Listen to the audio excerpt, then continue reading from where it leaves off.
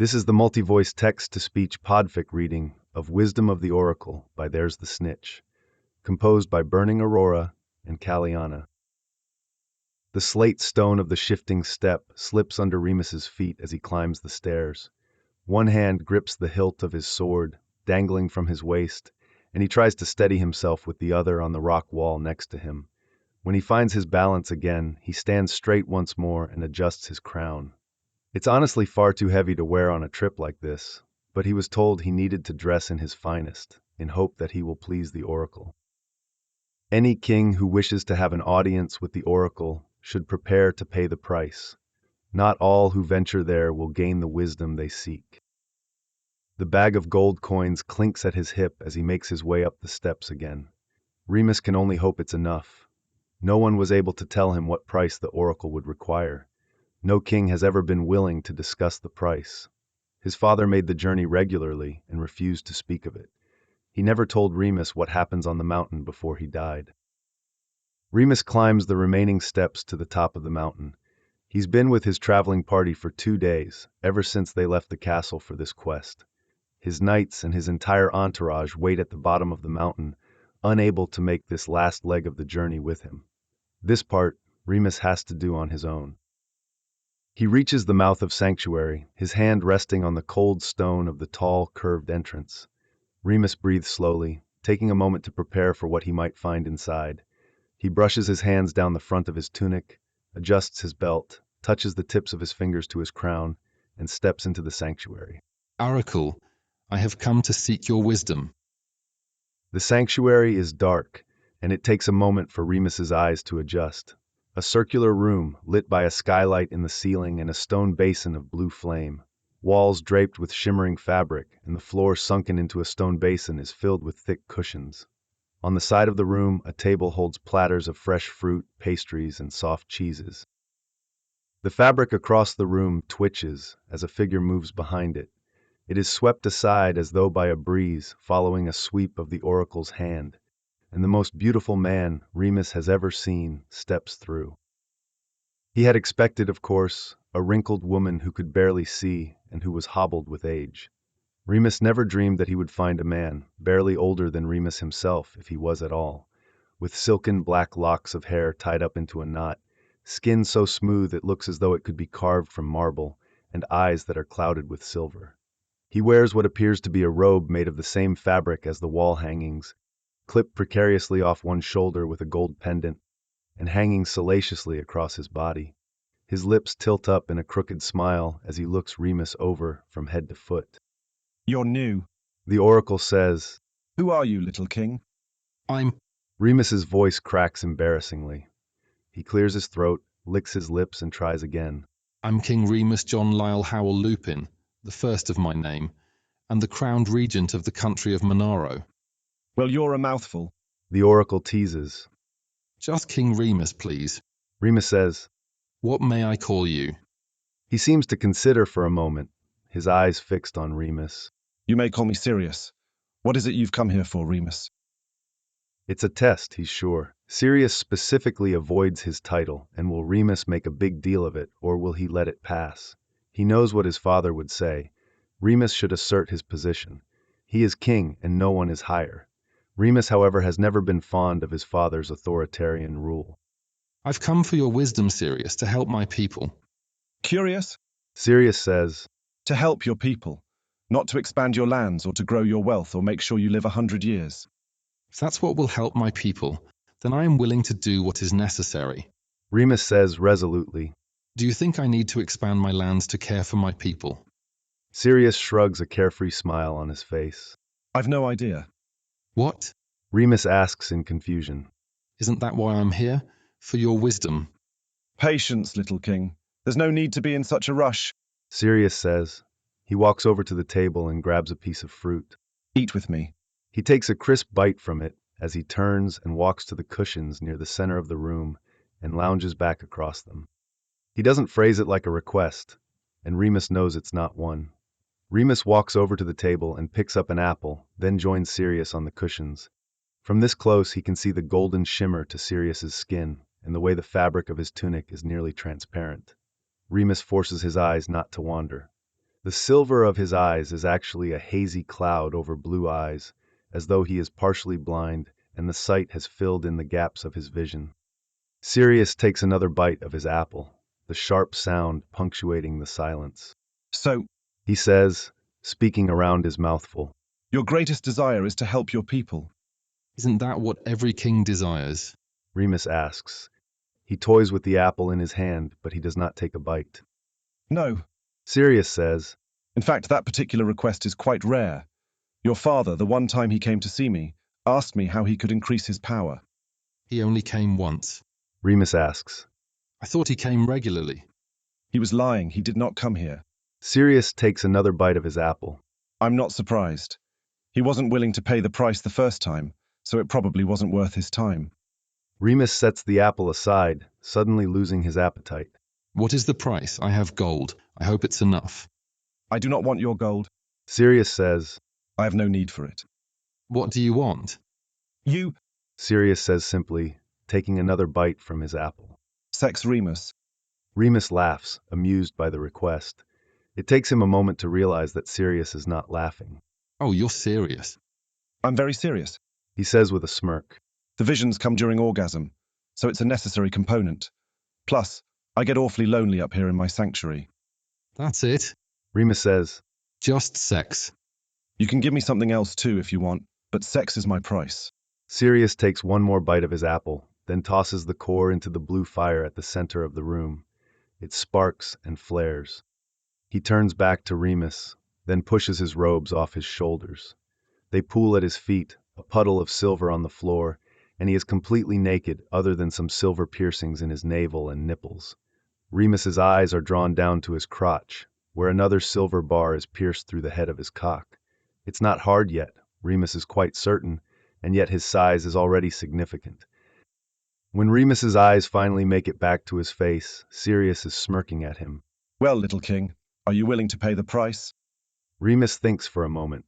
He thinks of his kingdom, of all the lords that are sending daughters in the hopes that they will be his queen, of all the people back home who are relying on him. He thinks of the walk back down the mountain and how he will have to tell his traveling party of whether he succeeded or failed. He looks at Sirius and thinks of the want growing in his own gut. Remus lifts the heavy crown from his head, setting it next to him on the plush cushion. He takes off his belt, boots, and socks, setting them aside. He begins unhooking the medals and ropes from his tunic, all the insignia that marks him as king. As he does, Sirius stands, cock in hand, making long strokes up. He stands, and under Sirius's watchful, heated gaze, he pulls the tunic over his head. He makes eye contact with Sirius as he unties the strings binding his trousers, breaking only when he bends to push them down to his ankles and off his feet. When he stands again, he looks Sirius in the eye once more. I'm willing. Sirius closes the distance between them, pressing his hand flat against Remus's hip. What's this? I was bitten by a wolf when I was a child. Remus says, It was an assassination attempt, and I was barely found before the wolf ate me. You were lucky? Sirius says. His fingers wrap around Remus's hip. Does it hurt? Sometimes, Remus says, can't usually explain why. You should pay attention to it.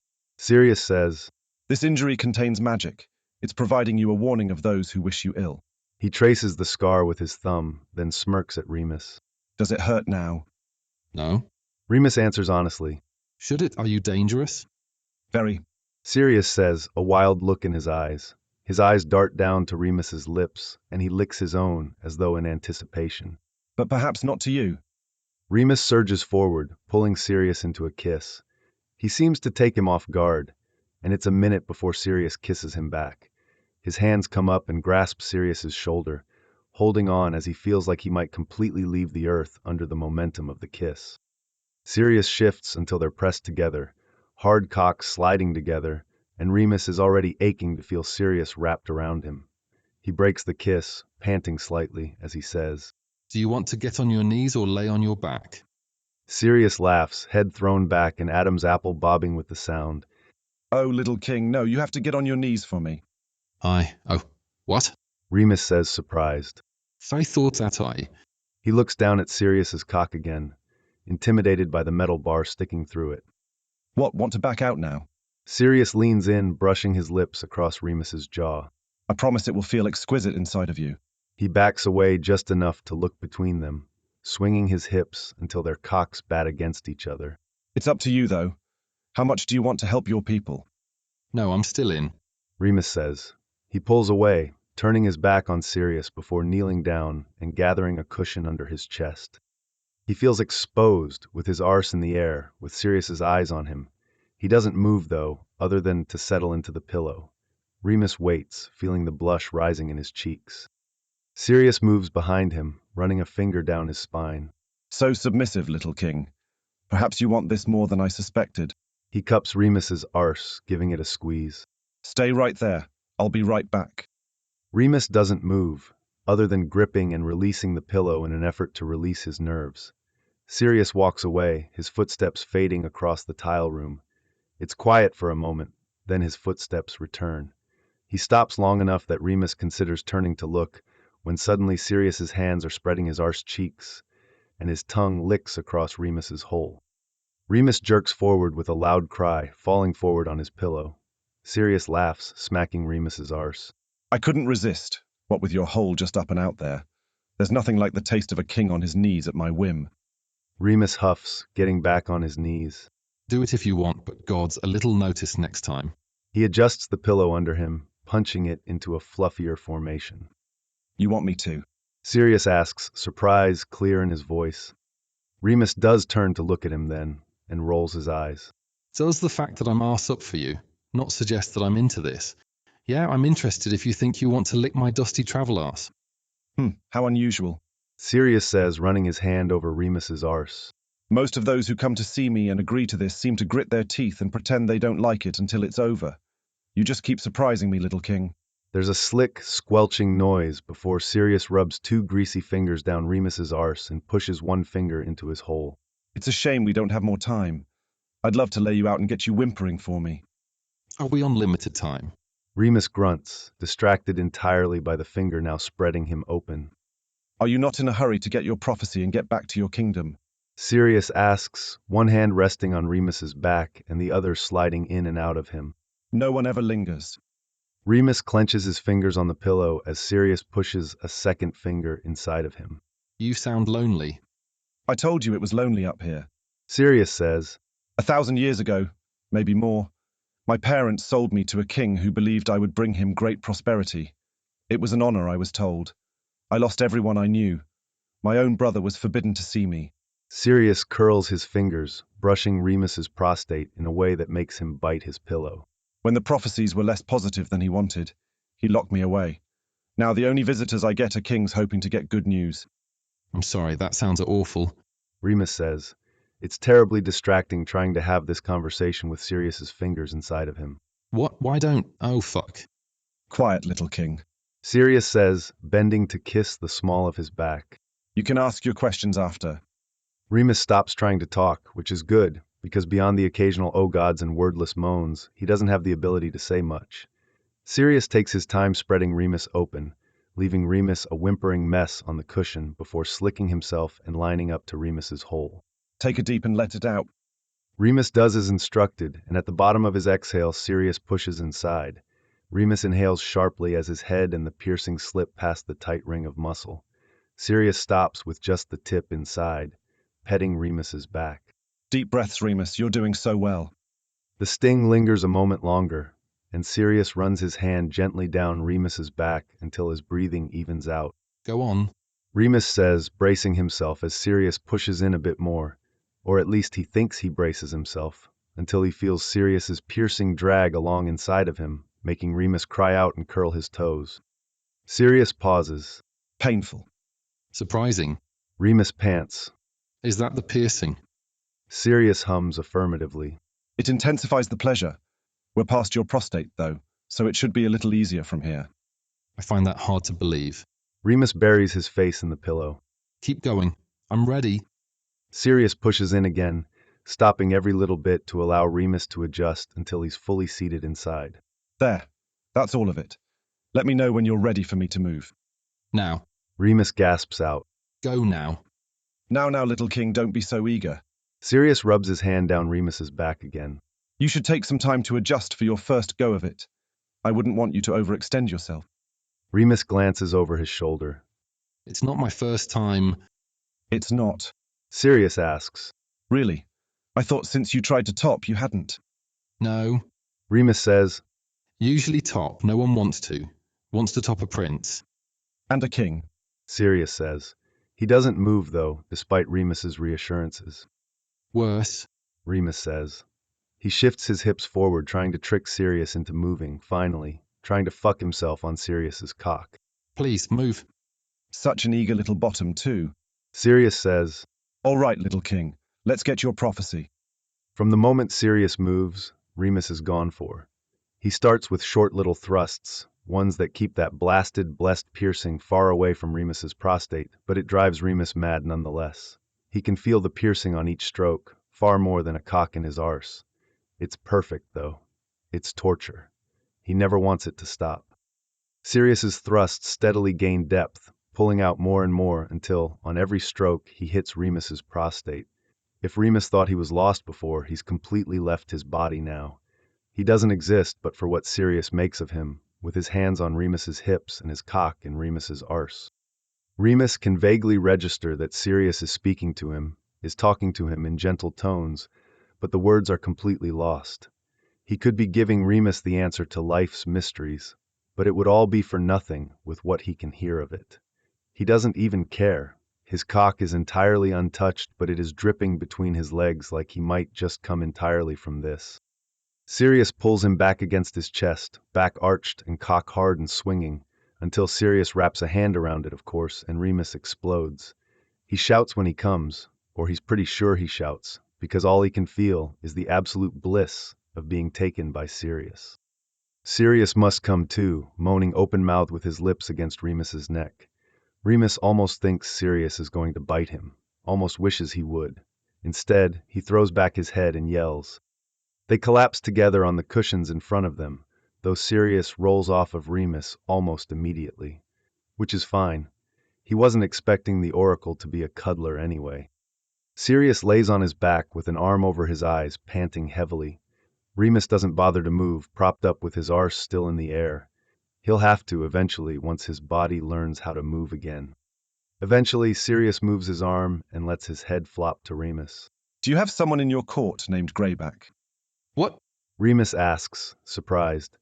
It takes him a moment to remember that he's here for a prophecy. That was the whole point of this. Yeah, I do. Why? He's trying to kill you.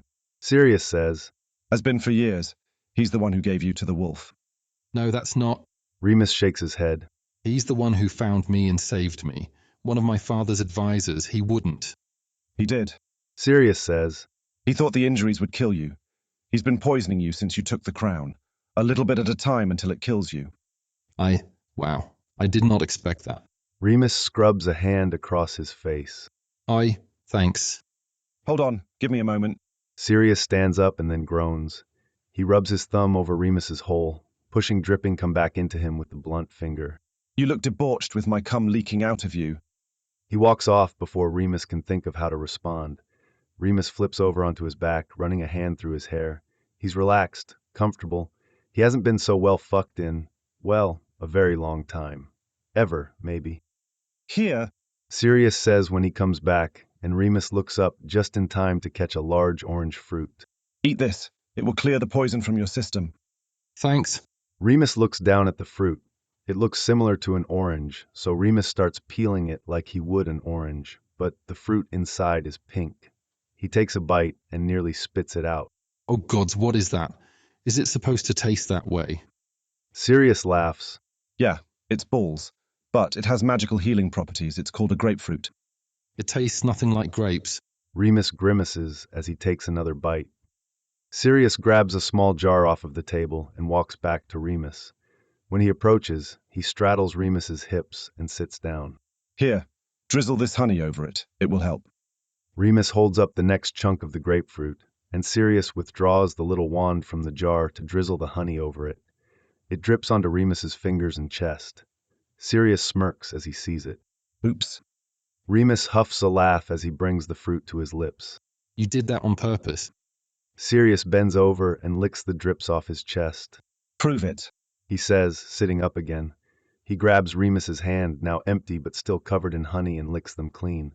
Remus's mind melts a bit as Sirius devours his fingers. Right. Remus says, I can't. I guess you'll just have to do it again. Sirius smiles around his fingers, then lets them fall. Here, let me get you another piece. Remus cannot draw his eyes away from Sirius's fingers as he rips another chunk and drizzles it with honey. He feeds it into Remus's mouth, then lets him lick his fingers clean. They work through the fruit this way, taking turns licking each other clean of honey until all of the grapefruit is gone. When Remus swallows the last piece, Sirius leans forward and kisses the taste of it out of his mouth. See, I told you that the honey makes it better. Sirius sits up on Remus's hips again, his cock now half hard against Remus's stomach. I think you made it better. Remus says, pulling Sirius's fingers into his mouth again. Sirius's eyes heat as he watches Remus, but there's something guarded about them too. How do you feel? Better. Remus inhales, surprised to find that his lungs feel clearer. He sits up, catching Sirius from falling with hands to the small of his back, and kisses him until he's breathless. Yeah, wow. I didn't even know it felt bad, but it's much better, clearer. Good. Sirius says. He kisses Remus gently once more, then slides off his lap and sits on the cushion next to him. So, you'll leave now, I suppose. The sudden change takes Remus off guard. Oh, will I? They always do now. Sirius says, waving vaguely, as though the ghosts of former guests linger in the room. You got your prophecy. No reason to stay. Remus can see it then, the reason that Sirius is suddenly distant. He's lonely, and he thinks Remus will just leave now. Remus thought he'd leave now, too. What happens if I stay? Sirius's head snaps toward him. Well, if you stay, we could have another go when you're up for it. You'll get a prophecy for every time I come, though I can't promise they'll all be good. I can stay. Remus says, For a while at least. They're not expecting me back down the mountain until tomorrow. Sirius's face lights up, and he leans in to kiss Remus again. In that case, let's go bathe. Sirius leads him through the curtains to a few rooms at the back. A bedroom, a kitchen, a more intimate room with cushions gathered in some sort of nest. They enter a room at the back that has a sunken pool in the middle of the room. Sirius lets go of his hand and steps into the steaming water, walking in until it's up to his waist. He submerges himself entirely, surfacing with his head tilted back and water running down his body. Remus is mesmerized by him, the most beautiful person that Remus has ever seen. And it's not until Sirius leans against the back of the pool that Remus realizes he should join. Sirius watches him hungrily as Remus dips his foot in. The water is warm as it laps around his ankles as he steps in, letting it heat him. He stops mid-pool, the way that Sirius did, and dives under. He swims up to Sirius, popping up in front of him and catching his laughter with a kiss. Remus finds soap and cloths at the side of the tub. He rubs one wet cloth over the soap until it suds up. Sirius watches his every move, but seems surprised when Remus starts to wash him. What are you doing? Sirius asks. You just shagged me half blind. Remus says. He rubs the cloth over Sirius's chest and stomach. I think I can wash your cock after. I just didn't expect you to. Sirius says. He doesn't make any move to stop Remus as he works lower to his hips, only floats so that his body is out of the water. Remus takes his half-soft cock in his hand and begins to soap it. You don't have much kindness shown to you, do you? No. Sirius readily admits. Most of the men I see are eager to get away from me, lest I tell them news they don't want to hear. Remus goes quiet for a moment, paying particular attention as he washes around Sirius's piercing. Why do you stay? What do you mean? Sirius asks. Well, the king who captured you is long since dead. Remus says. He drops the cloth down to Sirius's balls and between his arsed cheeks. Why don't you leave? I can't. Sirius says. This is my prison until I am set free. Don't get me wrong, it's a lovely home, but... But it's a prison. Remus says. I'm sorry. Sirius shrugs. It's been my life for so long. It hardly matters now. It does matter, though. Remus doesn't say it. It matters that Sirius is feeling this way, this hopeless and abandoned. Remus hates it. Turn around. He says, instead of something he really wants to. He soaps Sirius's back and down his legs, then washes his hair. When that's done, he takes coconut oil, warms it between his palms, and threads his fingers through Sirius's hair. How do you know to do this? My mother cared for her hair this way. Remus says. I used to sit and watch her ladies' maids do her hair. Once she let me do it too. You loved her. Sirius says. She was the best person I ever knew. Remus rinses his hands off in the pool, then turns Sirius around and kisses him deeply. Now sit on the edge of the pool. Sirius seems surprised but hops up. Remus moves between his legs and pushes Sirius back until he's leaning back on his arms. My turn, he says, and pushes Sirius's thighs apart. Sirius gasps in surprise when Remus takes him into his mouth. Oh, little king. Sirius says. His hand comes up and rests on the back of Remus's head. He suspects that Sirius would take control, fuck Remus's mouth the way he wants, except Remus doesn't give him a chance. Remus pulls off his cock and moves further down, sinking into the warm water up to his shoulder until he licks over Sirius's arse. Oh, fuck. Sirius says. He falls onto his back. Remus makes a meal of him, eating his arse in between swallowing his cock. He keeps Sirius on edge enough that he doesn't talk much, beyond begging Remus for more. The pool water makes poor lubricant, and Sirius didn't bring with them whatever he used on Remus, so Remus can't get more than a finger deep in him. Yet, Sirius comes down his throat with Remus's finger in his arse. Remus has a better view of the show this time. When Sirius arches off the cool tiles, head thrown back, he knows the moment the vision takes him, because his body stiffens and his cock kicks. Remus doesn't move, continuing to suckle on his softening cock until he returns to his body. He covers his head with his arm again, panting with the exertion of it. Remus pulls his finger out, lets his cock fall out of his mouth. He grabs the rag once more, soaping it and washing Sirius over his cock and arse again. When he's calmed again, Remus has finished washing Sirius and himself as well, scrubbing the lube and cum from his own arse. Sirius sits up again, feet dangling in the water. In a year's time, your country's crops will fail. An entire season's worth of corn and wheat rot in the field. Sirius clasps his hands between his legs. Sorry. Is there anything I can do to prevent it? Remus asks, coming up to Sirius and resting a hand on his leg. Sirius shakes his head, seeming genuinely distressed by this. You can't stop it. Then we'll prepare for it. Remus says. Sirius looks at him in surprise. What, doesn't that make sense? We've got the forewarning now. If it's just the corn and wheat, we'll plant barley instead. Perhaps we can trade with our neighbors for what we need. You're not mad at me. Sirius asks, seeming smaller than he has since Remus arrived. It's not good news. Doesn't that trouble you? It's out of your control. Remus says. You didn't make it happen, right? You're just telling me what will come to pass. Right. Sirius says, like he still doesn't quite believe Remus. Remus steps between his legs in the water again. You are normally blamed for the bad news you give, aren't you? Remus asks gently. Yes. Sirius replies. Always.